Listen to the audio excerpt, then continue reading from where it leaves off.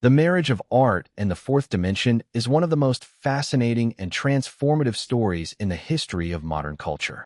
It is a narrative that begins not in the artist's studio, but in the abstract realms of mathematics and philosophy, where thinkers dared to imagine spaces beyond human perception. The journey of this idea from the blackboard to the canvas, and eventually into the very fabric of how we understand reality, is a testament to the power of creative thought to transcend the limits of our senses and reshape the world. In the early decades of the 20th century, a wave of radical innovation swept through the art world, and at its core was a single, provocative concept: the possibility of a fourth dimension of space. This idea, often conflated with or contrasting against the non-Euclidean geometries that were also revolutionizing mathematics, suggested that our familiar three-dimensional world might be merely a shadow, a section, or a projection of a higher, more complex existence. This iconoclastic notion provided a powerful intellectual and philosophical justification for artists to break away from the centuries-old tradition of perspective, which sought to faithfully reproduce the visible world, and to instead explore new ways of representing space, form, and even time itself. The story of the fourth dimension in art is inextricably linked to the birth of Cubism in Paris. The catalyst for this revolution was a mathematician named Maurice Princet, who was known among the avant-garde as le mathématicien du Cubisme. Princet was an associate of the influential group of artists and poets at the Bateau-Lavoir, which included Pablo Picasso, Guillaume Apollinaire, Max Jacob, Jean Metzinger, and Marcel Duchamp.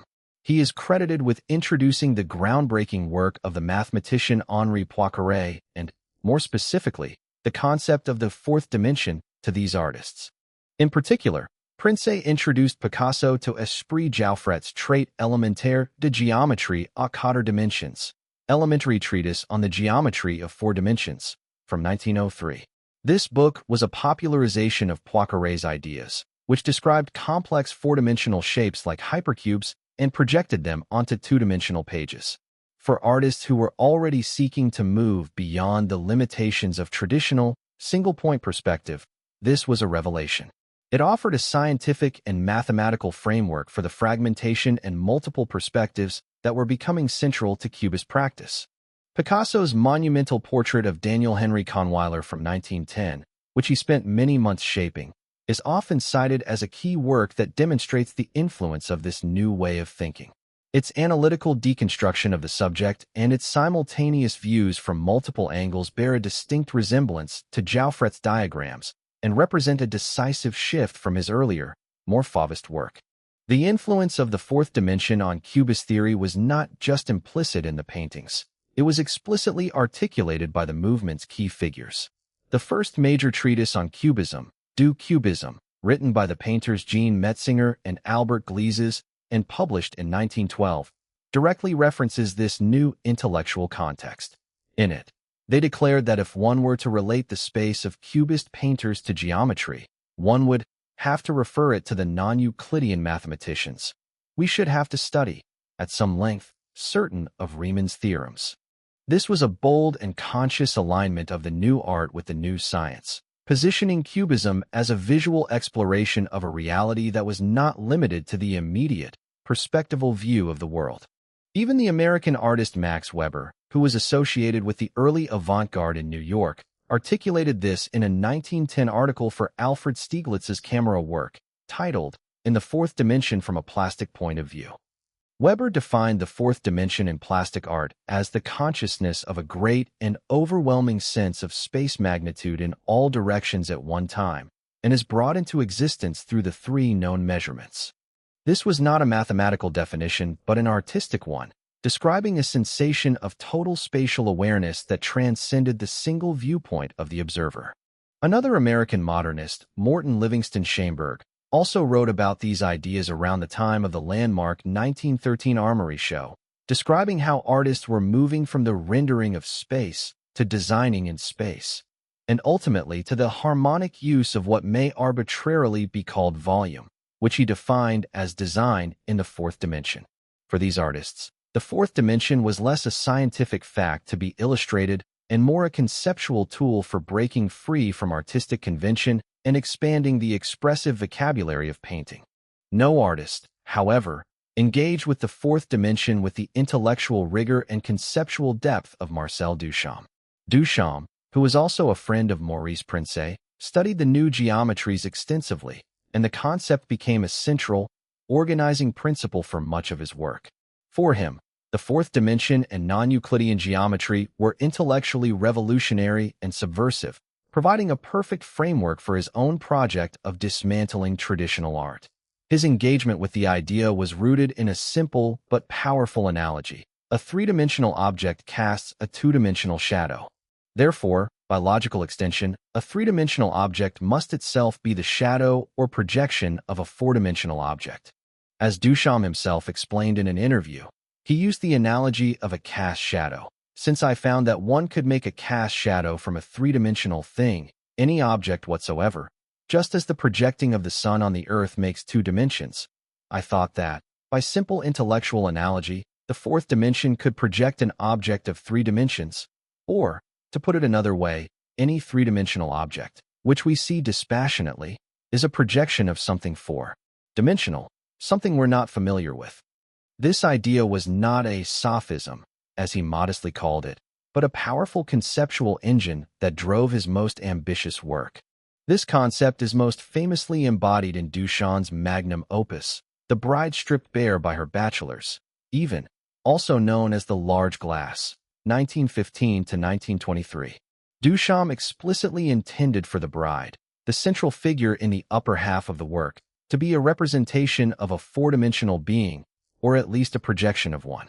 In his extensive notes related to the work, he elaborated on this, stating that the bride in the large glass was based on this, as if it were the projection of a four-dimensional object.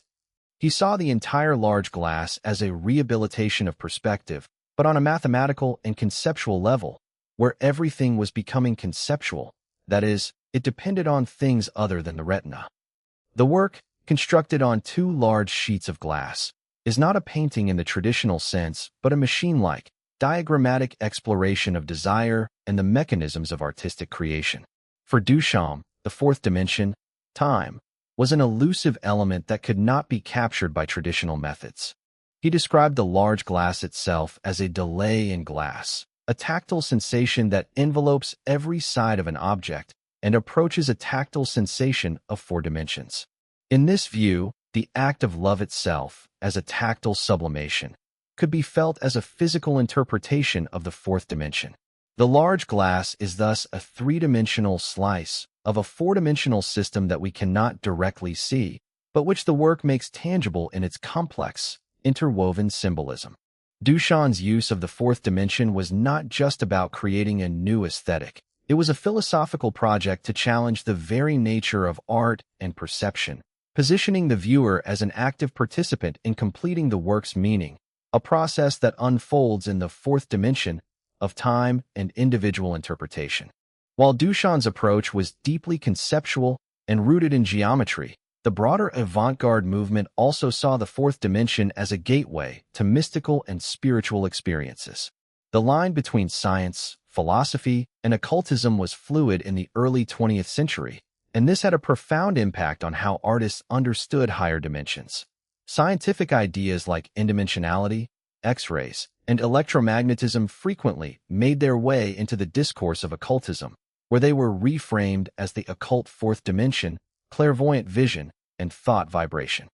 Modern artists, particularly those interested in a more spiritual art, integrated these occultized ideas into their work and worldview. This was especially true for the Russian avant-garde, where the hyperspace philosophy of Peter Demianovich Ouspensky became incredibly influential. Ouspensky asserted that the concept of a fourth dimension had to be approached psychologically, arguing that our inability to perceive dimensions beyond the third was a psychological barrier. He believed that our perception of space was distorted and that we see everything as unlike what it really is. This idea resonated deeply with artists like Kazimir Malevich, who sought to transcend material reality and access a higher, spiritual plane through his art. Malevich's Suprematist paintings, with their pure geometric forms floating in a white, infinite space, can be seen as an attempt to depict this higher, non-objective reality.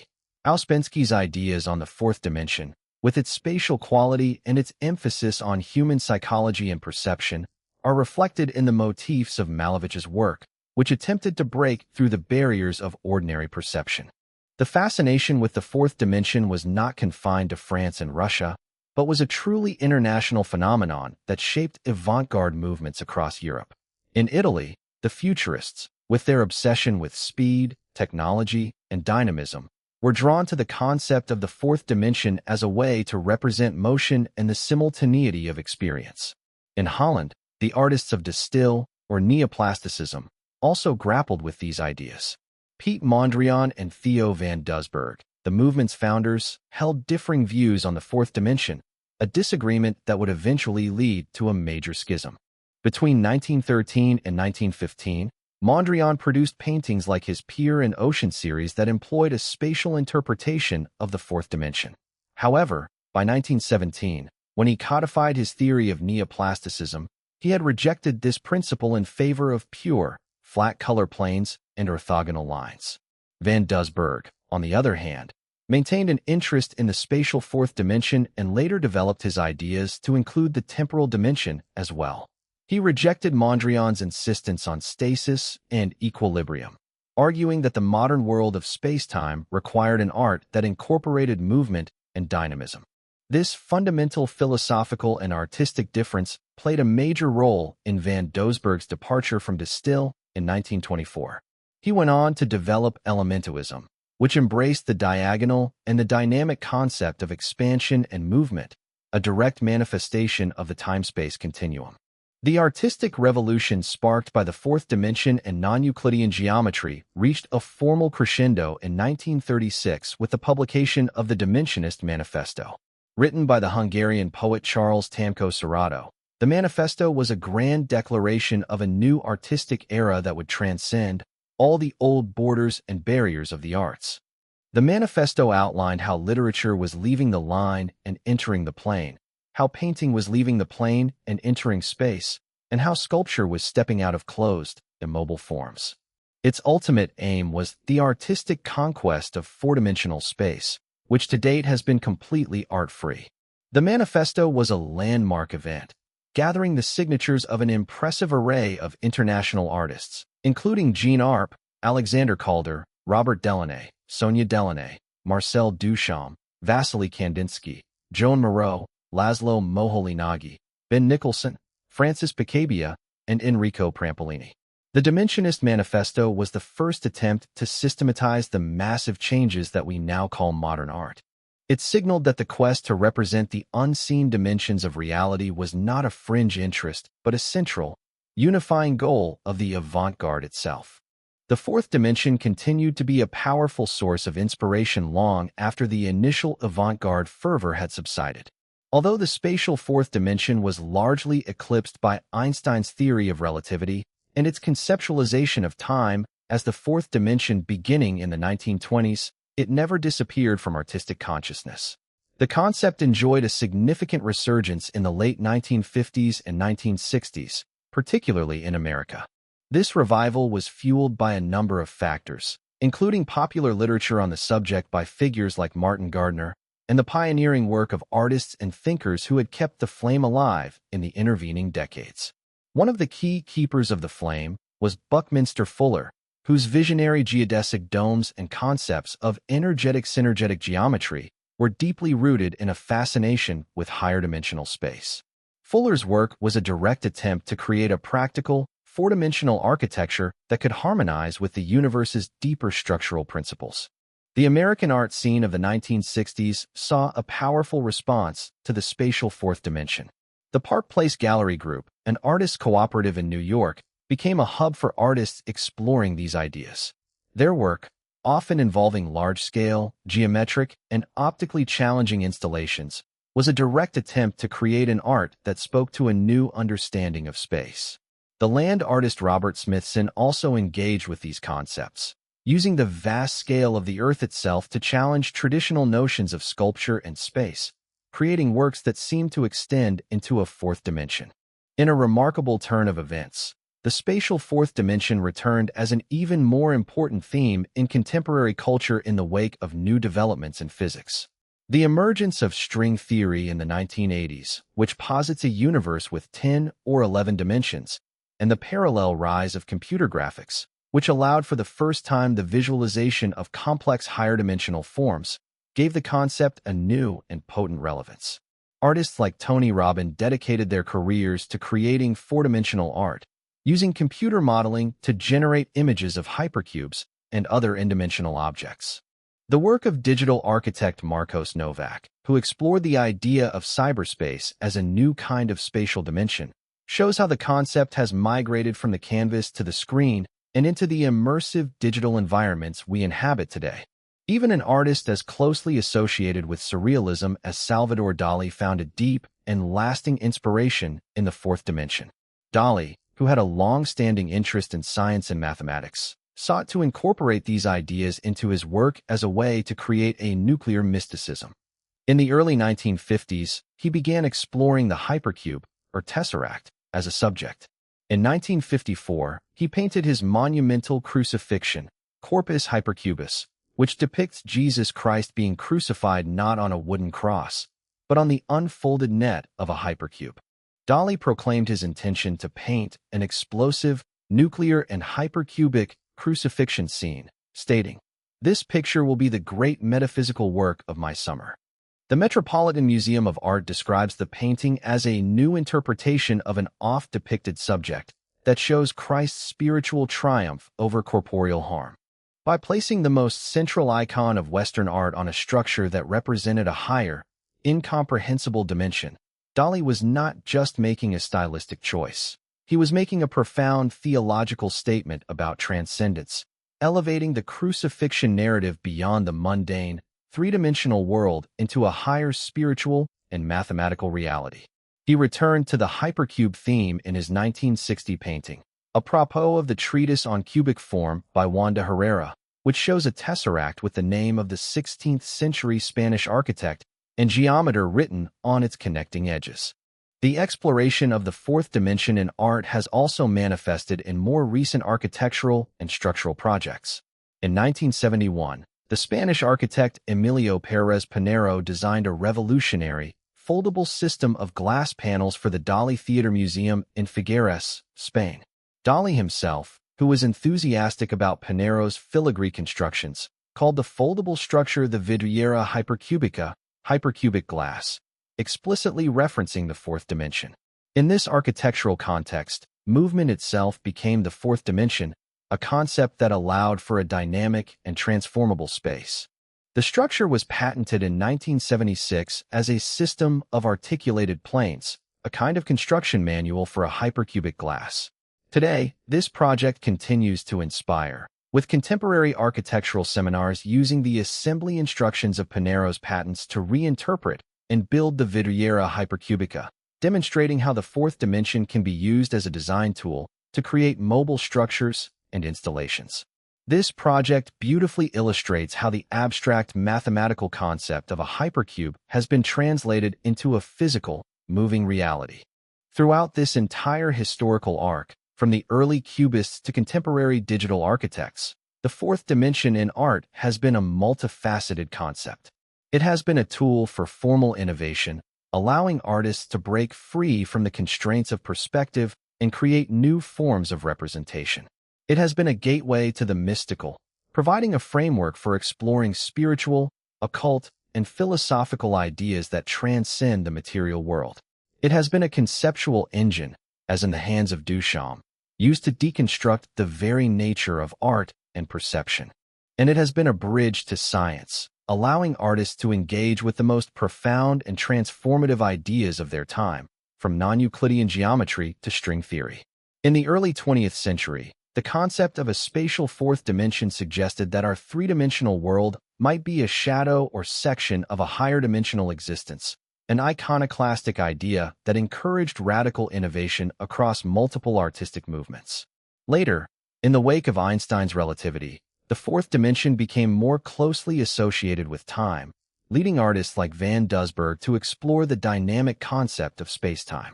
And in the 21st century, The fourth dimension has found new life in the digital realm, where cyberspace is conceptualized as a new kind of spatial dimension, a virtual space that we navigate through time and interaction.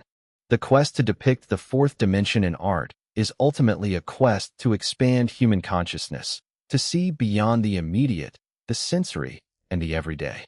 It is a testament to the artist's role as a visionary, one who uses the tools of their craft to imagine and make visible what the unaided eye cannot see. The artists and thinkers who have engaged with this concept have fundamentally changed how we perceive art and, by extension, how we perceive reality itself. They have shown us that the world is not merely a flat surface to be reproduced, but a dynamic, multidimensional space of infinite potential, an idea that continues to resonate powerfully in our own technologically and scientifically saturated age, where the boundaries between the physical and the virtual, the real and the imagined, are increasingly blurred.